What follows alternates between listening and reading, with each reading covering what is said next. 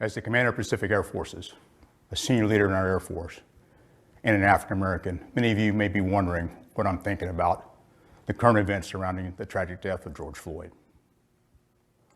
Here's what I'm thinking about. I'm thinking about how full I am with emotion, not just for George Floyd, but the many African Americans that have suffered the same fate as George Floyd.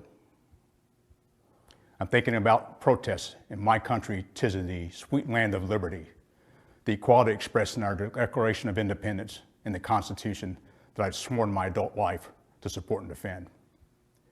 I'm thinking about a history of racial issues and my own experiences that didn't always sing of liberty and equality. I'm thinking about living in two worlds, each with their own perspective and views. I'm thinking about my sister and I being the only African Americans in our entire elementary school and trying to fit in. I'm thinking about then going to a high school where roughly half the students were African American and trying to fit in. I'm thinking about my Air Force career, where I was often the only African American in my squadron, or as a senior officer, the only African American in the room.